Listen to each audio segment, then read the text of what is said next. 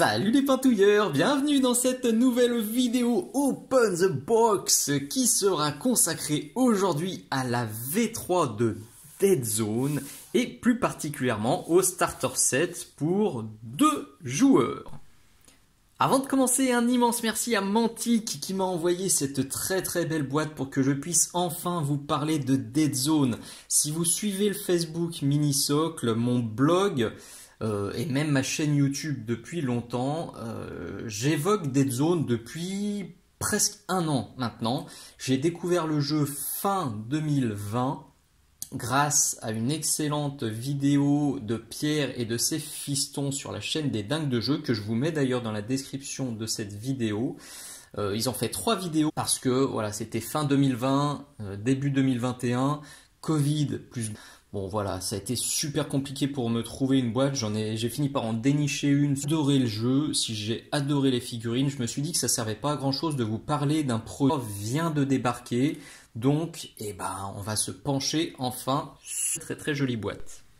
Déjà, extérieurement, c'est pour moi de très loin la plus jolie boîte qu'ils aient fait jusqu'à présent. Cette illustration, elle est très belle, elle est très détaillée. Mantic est parmi les figurines Dead Zone, donc je vais pouvoir vous les présenter plus en détail. Donc c'est cool. Donc belle boîte, belle illustration, elle fait plus de 2 kg. Hop, et quand on retourne de l'autre côté, on a un très beau visuel, un gros patoche. Allez, on ouvre. Donc sur les côtés, comme toujours. Ensuite, on essaye de sortir. Hop là, l'insert. Hop, qui est à l'envers. Il y a beaucoup de choses à voir dans cette boîte, mais je veux pas que cette Open the Box dure trop le cœur de réhabiliter avec des gros guillemets les figurines Mantic qui se sont vraiment améliorées ces dernières années. Je sais que beaucoup d'entre vous sont restés sur la mauvaise impression de Dead Zone. Figurine était super mauvais, mais ça a beaucoup changé depuis. Donc je vais faire un gros focus sur les pitous, vous montrer ce que sont les figurines Mantic. Puis on verra ensuite vite fait les règles. C'est pas trop le but de cette Open the Box. Et puis le matos qui reste 2, 3, 10. 11 et 12 sachets qui vous servent à monter les décors. Donc là aussi, vous voyez, c'est bien protégé. On est pépère. Plastique de 25 mm de diamètre. On en a des plus gros ici. Ça, c'est du 40. Je vais pas me battre, j'irai les chercher. Pour les vermines, une grappe de vermine. Ça, c'est les plus petits. 2 et je crois que celle-ci devrait être en de GI. 2 bouquins, donc le livre de règles et le Force List, on va dire le livre d'armée. Ça, on en reparlera, c'est les dés de commandement. C'est des D8, un tapis de jeu qu'on reverra aussi à la fin, je vous en reparlerai. Vous voyez ces grosses cases, c'est un des autres points très positifs qui m'ont fait aimer Dead Zone. C'est du déplacement, pas sur des cases, mais sur des cubes. C'est le seul jeu à ma connaissance qui fonctionne comme ça. Et ça me plaît. Donc un petit récapitulatif, une petite note pour vous aider à vous lancer. Des tokens, on entend fréquemment, en tout cas moi c'est ce que j'entends très souvent, que les figurines Mantic elles sont pas Jojo.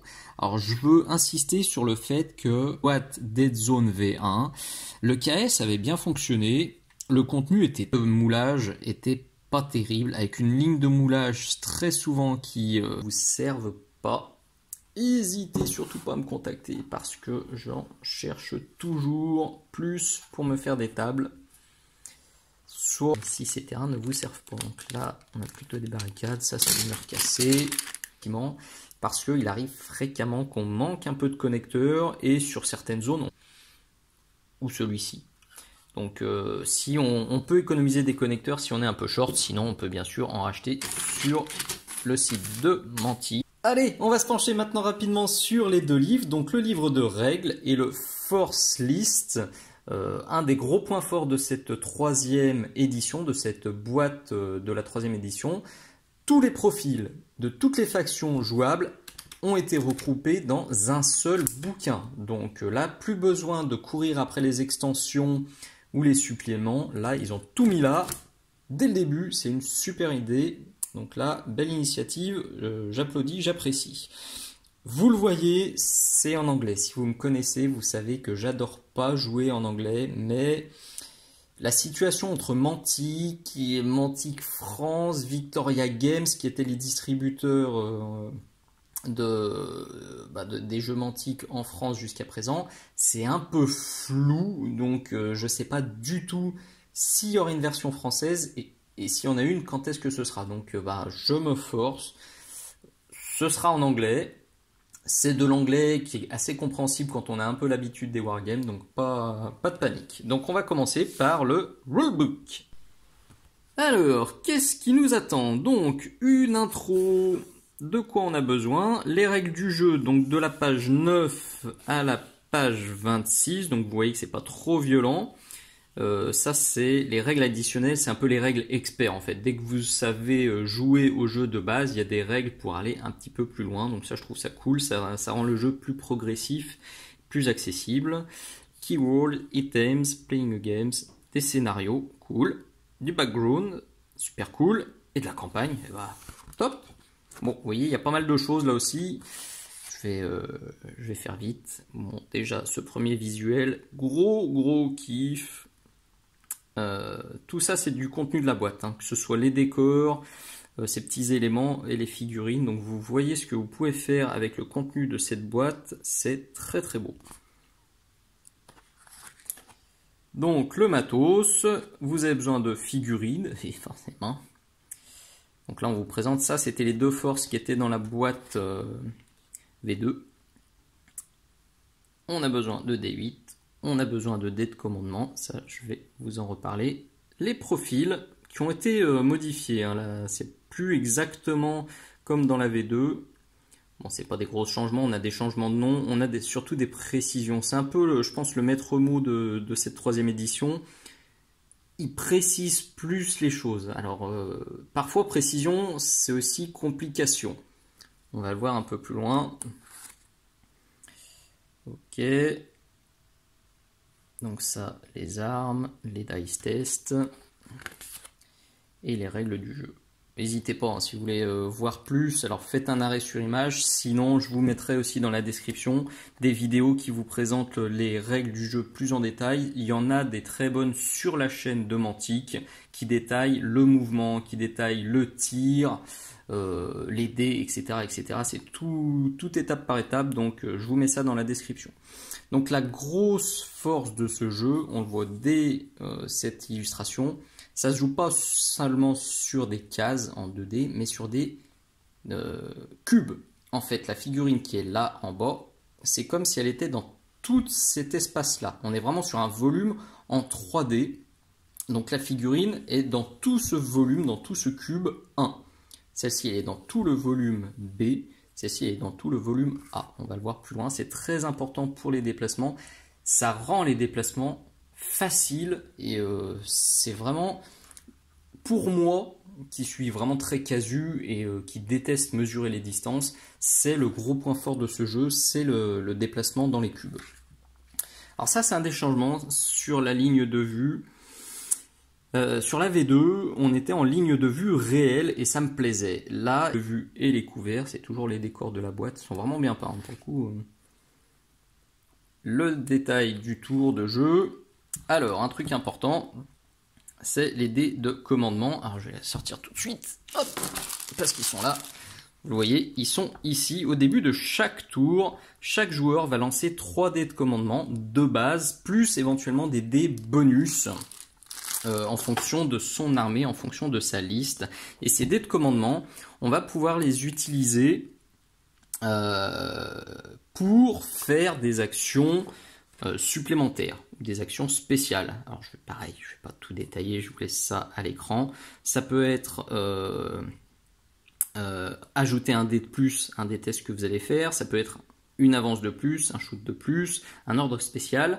Ça, si vous avez connu la V2, c'est classique.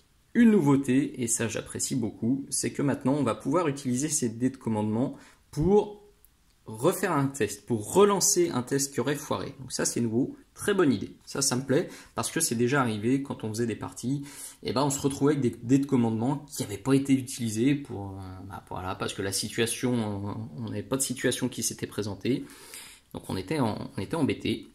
Donc là on pourra les utiliser. J'ai oublié de le dire, c'est du jeu alterné. On est vraiment sur tu joues une figue, je joue une figue, tu joues une figue, etc. etc. Donc ça c'est aussi un des points forts. J'adore les jeux alternés, c'est important. Donc le mouvement, on vous le montre là en 2D. La figurine là peut se déplacer dans toutes les cases adjacentes, mais c'est des cubes, je vous le rappelle. Donc elle peut aussi très bien se déplacer, comme on le voit ici, non pas d'une case, on va dire, horizontalement, mais elle peut monter, toujours pour la même somme. Enfin, pour la même valeur de mouvement. Ça, c'est vraiment très cool. C'est cool et c'est simple. C'est pour ça que j'ai apprécié ces déplacements-là. Ça permet de vraiment jouer en 3D. On n'hésite pas à monter, on ne doit pas mesurer la hauteur du décor pour savoir si on va pouvoir monter, si ça va être galère, si on va se casser la margoulette. Là, voilà, vous voulez monter, vous montez. Bon, je simplifie un peu, il y a quelques restrictions, mais dans l'ensemble, c'est très simple. On détaille encore les actions courtes, les actions longues, les tirs. Et là, on arrive déjà dans la partie règles additionnelles, donc on va dire pour les joueurs un peu plus experts qui ont déjà quelques parties à leur actif. Pareil, je vais vous laisser ça à l'écran si vous voulez faire des petits arrêts sur image pour creuser un peu. Mais c'est voilà, c'est des règles experts qui éclaircissent encore certaines situations qui étaient parfois un peu difficiles et litigieuses, notamment sur les cubes qui sont cassés. Et sur les demi-cubes, ça pouvait poser question. C'est très bien qu'ils aient clarifié ça. Ok, et on arrive déjà sur les mots-clés. Toujours, ils font le petit effort, enfin ils font l'effort à chaque fois de mettre une petite illustration. C'est cool, au moins ça fait pas gros placard. On arrive sur les items, donc ça on reverra la planche à la toute fin. C'est les tokens. Ils vont être placés sur le terrain, en fait, ces différents items, en fonction des scénarios. Ils vont apporter des bonus et des points de victoire. Là aussi, ça dépendra du scénario. Et là, on revient sur le déroulement d'une partie de jeu et les scénarios. Ok, cool. Combien de scénarios on a? 10... 14, et ben 16 scénarios déjà dans ce livre de règles, donc il y a déjà franchement de quoi faire. Ça c'est chouette. Et là, alors si on revoit ça, c'est qu'à mon avis, derrière, on a du flouf. Yes, le background.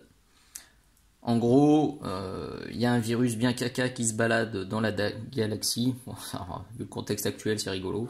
Donc c'est la contagion. Quand la contagion infecte une planète, les autorités décident d'effacer cette planète de toutes les archives, de tous les documents existants. Ça devient une dead zone, d'où le nom du jeu, jusqu'à ce que la menace soit éradiquée. Du flouf, du flouf, du flouf, et des belles photos. Oh, j'adore celle-ci. Elle est enregistrée sur mon ordi depuis très longtemps, ça me sert de référence. Je cherche toujours à reproduire exactement la couleur de cette armure sur mes Forge Phaser. J'adore vraiment cette illustration. C'est aussi une de celles qui m'a fait plonger dans le jeu. Ok. Et quelques règles de campagne.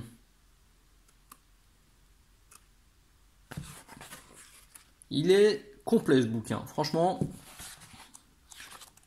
c'est un beau livre, c'est richement illustré, les illustrations sont belles et voilà, c'est un condensé de tout ce qui peut servir. Très joli livre. Le second, pour le coup, je vais vraiment le parcourir plus rapidement parce qu'il est un peu plus austère entre guillemets. C'est le livre des armées, donc qui va vous détaillez, vous le voyez, toutes les possibilités de composition d'armée, tous les différents profils. Celui-ci, j'avoue qu'il m'emballe un peu moins. Alors on a quand même des jolies pages d'illustration, enfin des jolies pages avec les figousses peintes, ça c'est une bonne idée. Très bonne idée aussi, c'est ça. C'est des photos des différentes armes qu'on trouve dans les différents profils, parce que j'avoue que celui-ci, en fait, vous voyez, on se retrouve après avec des gros pavés de stats. Et pour les joueurs casus comme moi, ça fait flipper. En fait, dans la V2, c'était un peu plus soft. On avait les stats, mais on avait surtout une photo de la figurine pour vous guider dans le modélisme et pour vous montrer à quoi la figurine, à quoi le profil pourrait correspondre. Ça a disparu. Alors notamment parce qu'il y a beaucoup plus de profils et beaucoup plus d'options qu'avant. Donc je peux le comprendre que c'était compliqué de mettre les photos pour chaque profil. Mais là, un joueur comme moi, ça fait un petit beurre. Ça fait un petit beurre, donc j'utiliserai au début des listes d'armées toutes faites. Donc là, on a les Enforcers, les méga gentils, les Forge Phasers, donc les squats, hein, les nains de l'espace. Mes deuxièmes chouchous après les vermines. Forge Phaser que je vous avais déjà présenté dans ce tuto là. Voilà, pour la peinture de l'armure jaune usée. Donc là aussi on a toutes les armes. Le soleil commence à pointer le bout de son nez, c'est miraculeux. JCPS, donc la fameuse Galactico Prosperity Sphere. Atchoum, à tes souhaits. Du profil, du profil, du profil. Quelques belles figouses. Les armes. Les maraudeurs, donc là on est sur de l'orque. Alors à l'heure où je tourne cette vidéo, ils ont annoncé pour 2022 l'arrivée de grappes plastiques dures pour les maraudeurs. Et ça fait bien plaisir. Ils ont un look vraiment particulier. Vous voyez, c'est un peu des sortes de commandos avec plein d'attirail, mais les figurines datent de la V1. Donc c'est le plastique Pojojo. Donc j'ai hâte de les avoir en plastique dur. J'espère que je pourrai vous les présenter sur la chaîne. Donc ça, c'est Mason Labs, c'est les figurines de Star Saga. Ok. Nameless, on est sur de l'alien. Le gros alien, là, il est costaud celui-là. Je pense qu'il rentre même pas dans un cube. Hop là, t'emballe pas. La contagion, pour laquelle, là aussi, des nouvelles figurines en résine et ou plastique ont été annoncées. Donc notamment celle-ci, là, ça c'est nouveau, ça c'est nouveau, ça c'est nouveau, ça c'est nouveau. Bah ça aussi, ça me dit rien, ça aussi. Donc des sorties à suivre. Avec attention, les rebelles. Donc c'est un petit peu la faction fourre-tout. Avec beaucoup de bestioles différentes. Ça, pour les gars comme moi qui aiment pas peindre 15 fois la même chose, et ben les rebelles, c'est du bonheur. Hop là. Bon, je pense qu'on termine par les vermines. Est-ce que j'ai sauté personne? Voilà, j'espère que j'ai sauté personne. Ah, gros kiff ça. Cette petite roue.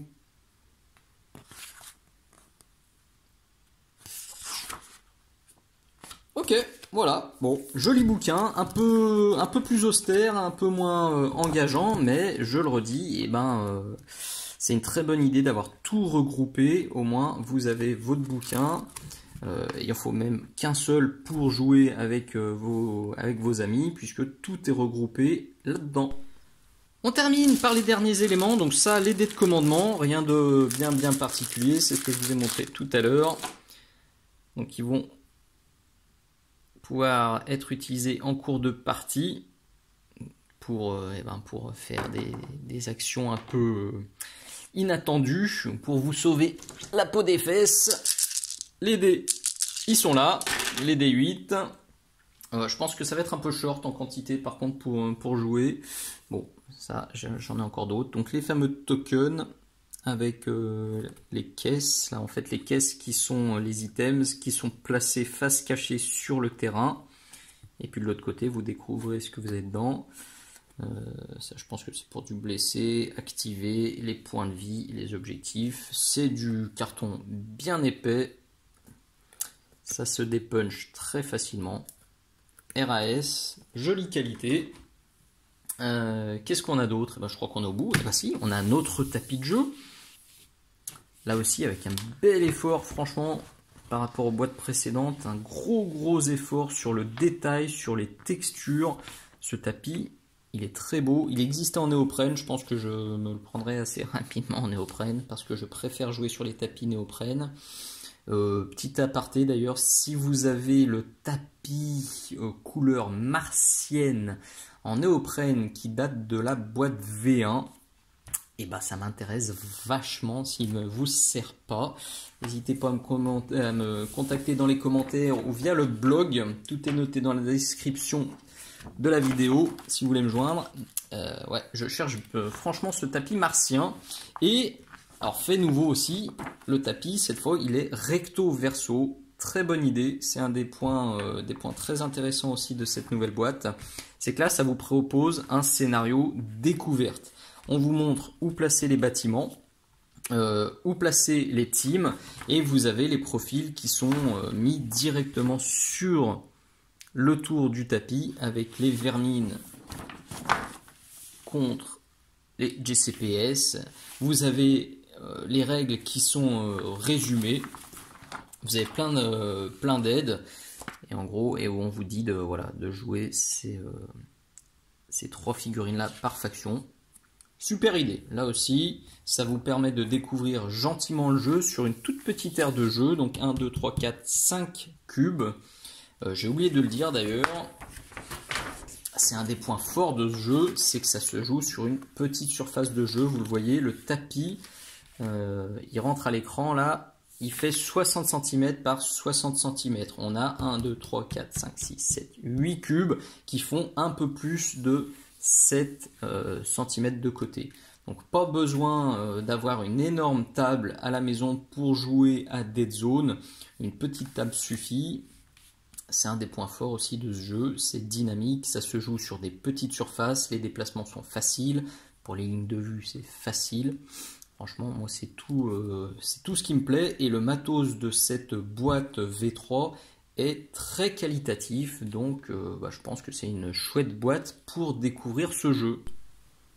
Et nous voilà au bout de cette nouvelle vidéo. Vous l'avez vu, belle boîte, beau contenu. On a vraiment une boîte qui est très fournie. Pour moi, objectivement, c'est de loin la meilleure boîte de démarrage qu'ils aient fait jusqu'à présent pour Dead Zone. Que ce soit sur la forme, sur le fond, sur le contenu, franchement, c'est du tout bon. Des belles figurines, beaucoup de figurines, des beaux décors, un livre de règles ultra complet, des listes de factions ultra complètes. En gros, vous avez vraiment tout ce qu'il faut pour débuter avec un ami et ou pour aller plus loin avec cet ami parce que dans le livre de règles, il y a tout ce qu'il faut pour complexifier les parties. Pour la campagne, il y a beaucoup de scénarios. Là, il y a des heures et des heures de modélisme et des heures de jeu. Donc, je pense que c'est ce qu'on demande quand on achète une boîte de base comme ça. On veut pouvoir mettre un premier pas dans le jeu sans trop galérer. Et on veut aussi avoir de la rejouabilité et avoir des heures de fun. Perso, c'est ce que je recherche, donc cette boîte, je la trouve vraiment cool. J'espère que je vous aurai donné envie de regarder d'un petit peu plus près ce que propose Mantic, soit en termes de figurines, soit en termes de jeux. C'est une entreprise qui est là depuis des années, qui fait évoluer ses jeux et ses figous dans le bon sens, donc il mérite qu'on se penche plus régulièrement sur eux. J'essaierai de vous reparler de Dead Zone et de Mantic dans les mois à venir.